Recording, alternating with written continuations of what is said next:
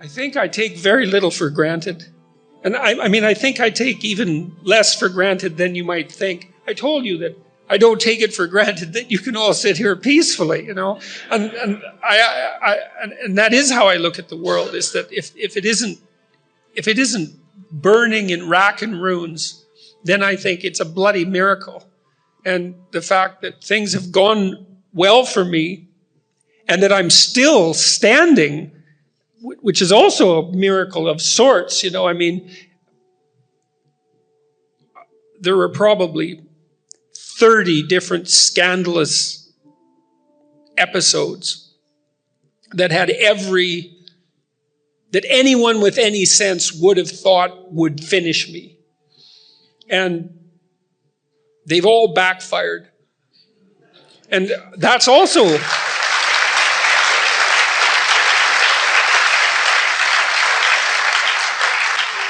I also don't understand that. It's like, I don't understand that.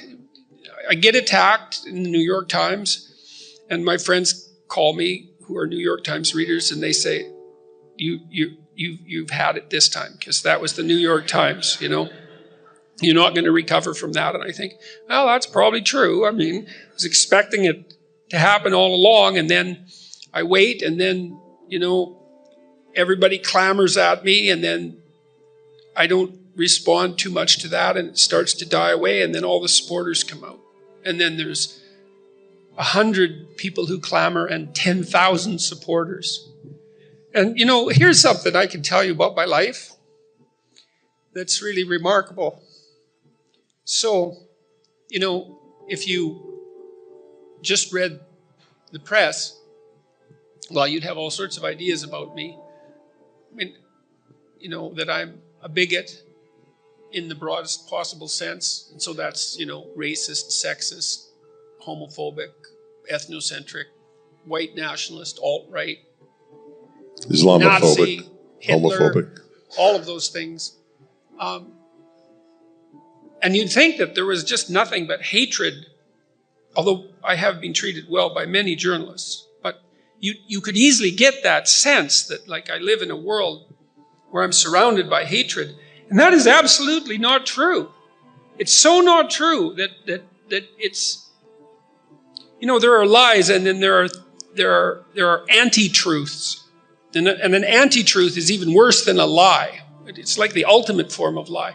And that isn't what my life is like at all. What my life is like is that I travel with my wife, and wherever we go, and I mean that literally, wherever we go. And we've been to, I don't know how many countries in the last year. It's like,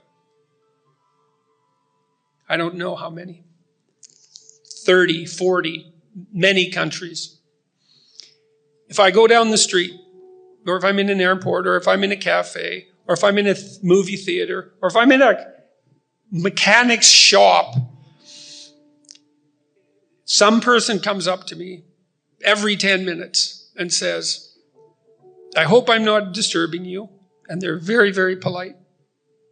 And they say, I've been listening to your lectures, or I've been watching your YouTube videos, or I read your book, and I was in this dreadful place 6 months ago, and then they tell me a little bit about the particulars of that little corner of hell they were ensconced in.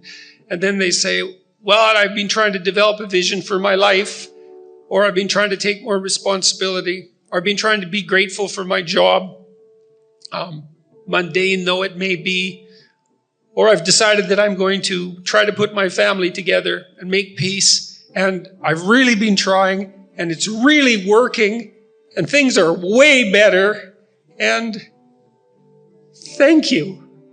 Well, I'm miserable, and I'm anxious, and I'm bitter, and I'm angry, and I'm stuck in my career, and I don't seem to be able to get anywhere, and God damn it, life isn't worth living anyways, and so half the time I'm suicidal. So, okay, right? Now we've established the problem domain, right? At least somewhat.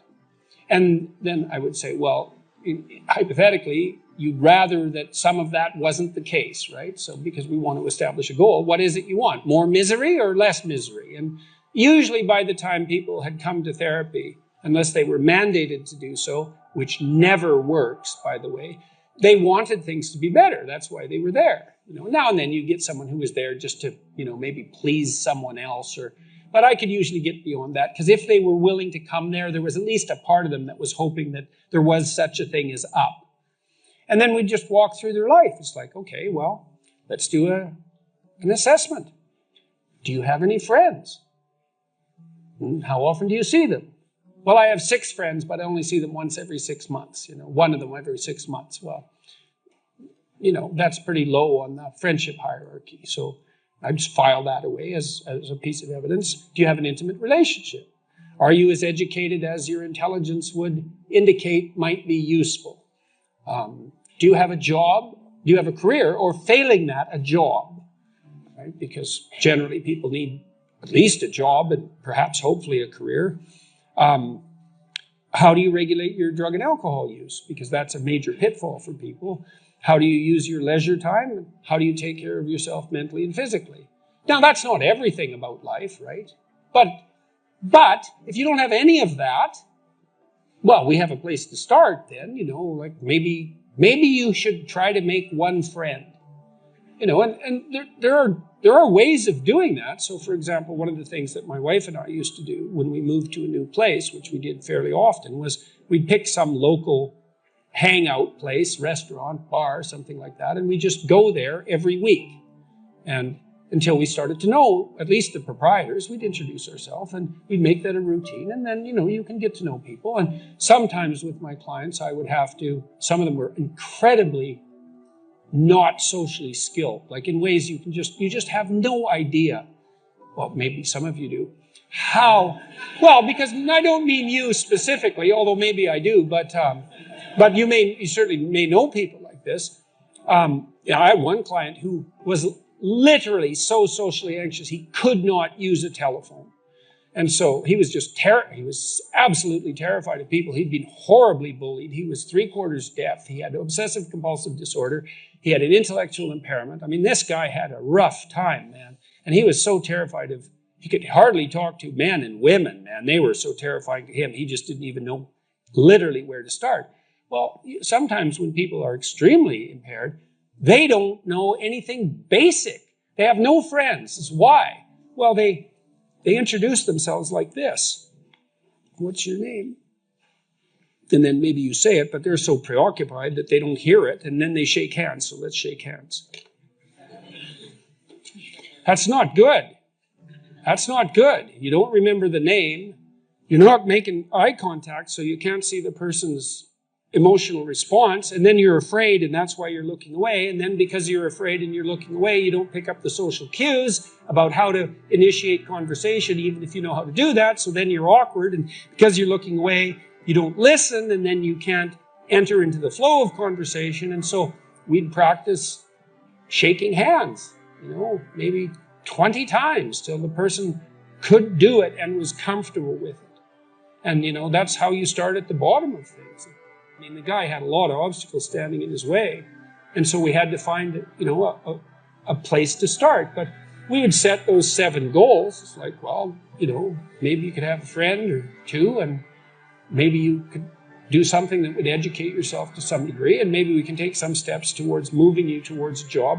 With him, I started trying to get him a volunteer job, which you'd think would be easy, but which is actually practically, just so you know it, when you're thinking about people struggling at the bottom who are unemployed, it's like, why don't they get a volunteer job, say, to start them in the process? It's bloody well harder to get a volunteer job than a real job. You need a police check for most volunteer positions if they deal with personal care, because people are so afraid of litigation. And for someone who's basically illiterate and also who has extreme social anxiety, the whole police check thing wasn't working. And I sent him to an employment office, and they said, well, type up your resume and distribute it. It's like, that's real helpful. He can't type, he's barely literate. He's never used a computer. He doesn't know what a resume is even. It's like, type up your resume and distribute it. Jesus, how pathetic. So one of the things you do if you negotiate with yourself is you set a goal and then see if you move towards it. And if you don't, well, maybe it's the wrong goal. Maybe it's too large. Maybe it's too small for you, right? So now it's not engaging you. maybe you didn't really want to pursue that goal and you're just deluding yourself. And, it's helpful to have someone to talk those things over with. But I would say start from if you're not doing what you want to do or what you think you should be doing, drop the presumption that you know who you are and start to negotiate with yourself like you're a stranger who needs to be enticed forward.